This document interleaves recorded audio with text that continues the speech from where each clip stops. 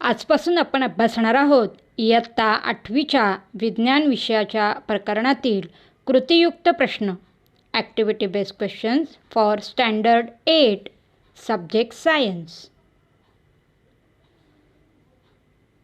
प्रकरण पहिलं आणि प्रकरण दुसरं यावर आधारित हे प्रश्न आहेत. यातील पहिला प्रश्न, खालील ओघ तक्ता पूर्ण करा. Complete the following flowchart. इथे तुम्ही सूक्ष्मजीव म्हणजेच मायक्रो ऑर्गॅनिझम्स यावर आधारित हा तक्ता पाहू शकता, ज्यामध्ये दृश्य केंद्रकी, युकॅरियोट्स आणि प्रोकॅरियोट्स म्हणजेच आदिकेंद्रकी असे दोन उपप्रकार आहेत.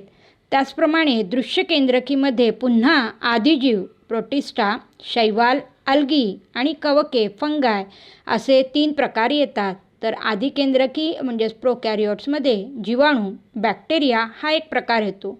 हा ओघ तक्ता पूर्ण करायला परीक्षेत ज्यावेळेला दिला जाईल त्यावेळी तुम्हाला यातील 4 जागा ह्या ब्लँक म्हणजेच रिक्त असतील आणि प्रत्येक चौकटीसाठी अर्धा गुण म्हणजेच 2 गुणांसाठी हा प्रश्न आपल्याला देता येऊ शकेल. प्रश्न दुसरा आहे, खालील जीवाणूंचे प्रकार ओळखा. Identify the types of bacteria.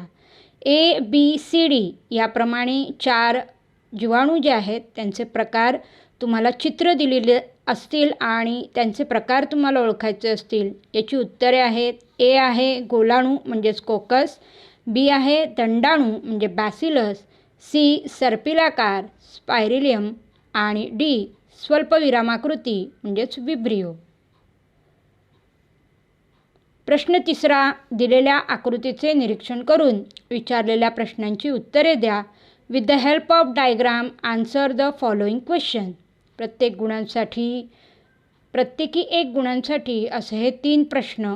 त्यातील पहिला प्रश्न, चित्रातील सूक्ष्मजीवाचे नाव सांगा. Name the given organism. उत्तर आहे बुरशी म्हणजेच म्युकर. दिलेल्या सूक्ष्मजीवाचा समावेश कोणत्या सृष्टीत होतो? Which kingdom does this thing belong to. याचे उत्तर आहे किंगडम फंगाय. सृष्टी कवक. या सृष्टीची 2 उदाहरणे द्या. Give 2 examples of this kingdom.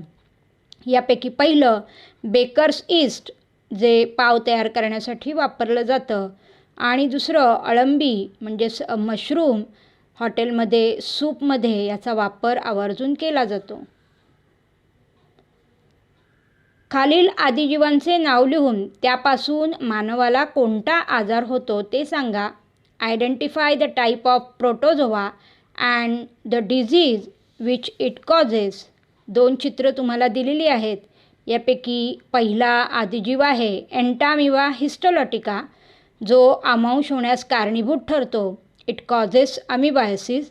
तर दुसरा आदिजीव म्हणजेच प्रोटोझोआ आहे प्लाझ्मोडियम वायवॅक्स ज्याच्यामुळे आपल्याला हिवताप होतो. It causes malaria. ओळखा पाहू मी कोण. हू ॲम आय. मी माझ्यासारखी प्रतिकृती निर्माण करतो. I can produce my replica. याचे उत्तर विषाणू, व्हायरस. कोरोनाच्या पार्श्वभूमीवर याचा आपल्याला अनुभव आलेलाच आहे. माझे शरीर निरअवयवी आहे व मी हिरव्या रंगाचा आहे. I am green but don't have organ. याचे उत्तर आहे शैवाल, अल्गी. 6वा प्रश्न हा कर्करोगावर आधारित आहे. यामध्ये एकूण 5 प्रश्न असणार आहेत. इयत्ता 10वीला सराव व्हावा म्हणून असा हा दीर्घोत्तरी स्वरूपाचा 5 गुणांचा प्रश्न. कर्करोगाची व्याख्या द्या. Define cancer. पेशींची अनियंत्रित आणि अपसामान्य वाढ म्हणजेच कर्करोग. Uncontrol and abnormal cell growth. कर्करोग कोणत्या ऊतीत होऊ शकतो? Cancer can occur in which organs? फुफ्फुस, तोंड, जीभ, जठर, स्तन, गर्भाशय, त्वचा, रक्त यासारख्या ऊतींमध्ये कर्करोग होऊ शकतो. Lungs, mouth, tongue, stomach, breast, uterus, skin and blood. कर्करोगाचे निदान करण्यासाठी कोणत्या तंत्राचा वापर करण्यात येतो? Which techniques are use in diagnosis of cancer? CT scan, MRI scan, mammography आणि बायोप्सी. कर्करोगावरील 2 उपचार पद्धती सांगा. Give 2 examples of modern treatments of cancer. रसायनोपचार म्हणजेच केमोथेरपी, किरणोपचार, रेडिएशन थेरपी. कर्करोग प्रतिबंध यावर एक घोषवाक्य लिहा. Write the slogan on cancer awareness. करा व्यायाम निरंतर, ठेवा व्यसनापासून अंतर. कॅन्सर या रोगाचा मग जीवनात नाही होणार अडसर. Cancer is just one chapter in your life, not a whole story.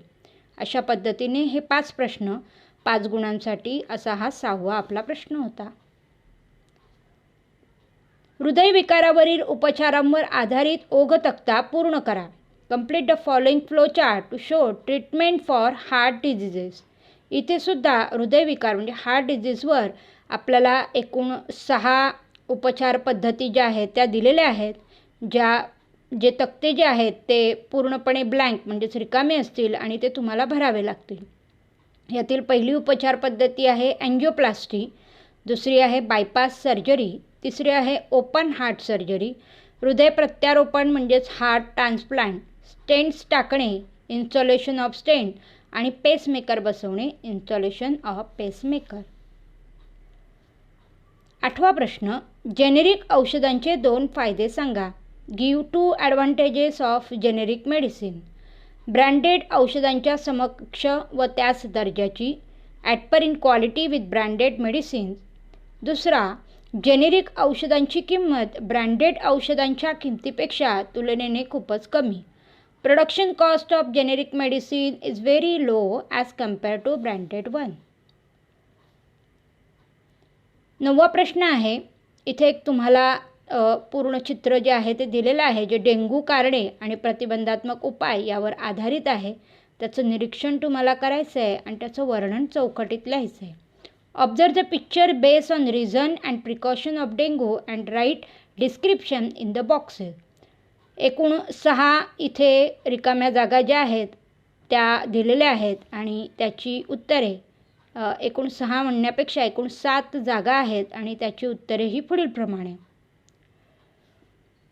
Aedes एजिप्ती हा डेंग्यूचा डास आहे.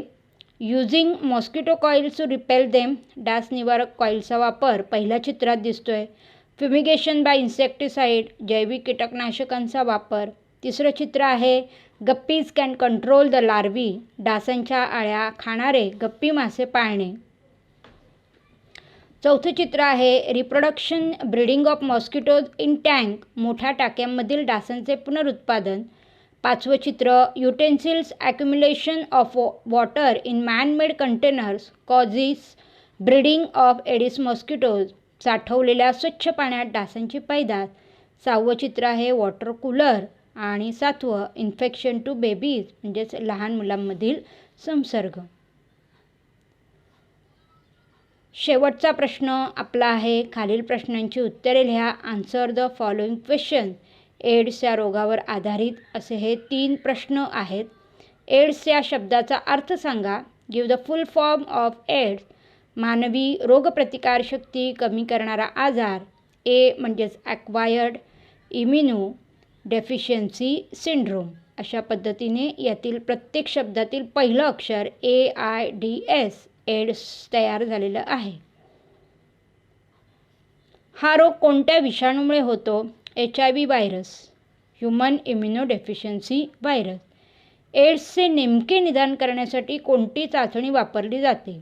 Which test is use for proper diagnosis of AIDS? ELISA, that is ELISA test. अशा रीतीने या पहिल्या 2 प्रकरणांवर आधारित कृतीयुक्त प्रश्न आपण पाहिलेले आहेत.